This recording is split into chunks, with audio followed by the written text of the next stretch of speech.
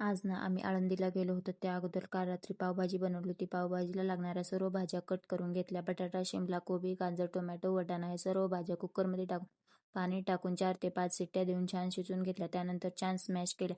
कढईमध्ये तेल गरम करून त्यात 1 चमचा जिरे, भरपूर बारीक चिरलेला कांदा घातला. कांदा मऊ झाला की त्यात आलं लसूण पेस्ट घातली आणि छान भाजून घेतली. त्यानंतर त्यात लाल तिखट, पावभाजी मसाला, गरम मसाला, हळद घालून तेल सुटेपर्यंत परतून घेतलं. तयार मसाल्यामध्ये शिजवून घेतलेल्या भाज्या टाकल्या. सर्व नीट मिक्स करून घेतलं आणि चवीनुसार मीठ घातलं. भरपूर कोथिंबीर टाकली. स्लो गॅसवरती 5 मिनिटे शिजवून घेतले आणि एकीकडे पाव गरम केले. मस्त पावभाजी बनवून तयार झाली. त्यानंतर आज सकाळची सुरुवात झाली. गरमागरम डोशांनी नाश्ता करता करता अचानक प्लॅन ठरला आळंदीला जाण्याचा. मग काय निघालो आम्ही आळंदीला. तेथे पोचलो तर खूप गर्दी होती. आज ठरवलं होतं की आतून दर्शन घेऊनच जायचं. नेहमी कसं होतं, गर्दी दिसली की आम्ही बाहेरूनच दर्शन घेऊन जातोय. दर्शनाच्या रांगेत उभं राहिलो. बघता बघता 2 तास कधी गेले कळलंच नाही. पाय खूप दुखत होते पण शेवटी आमचं दर्शन खूप छान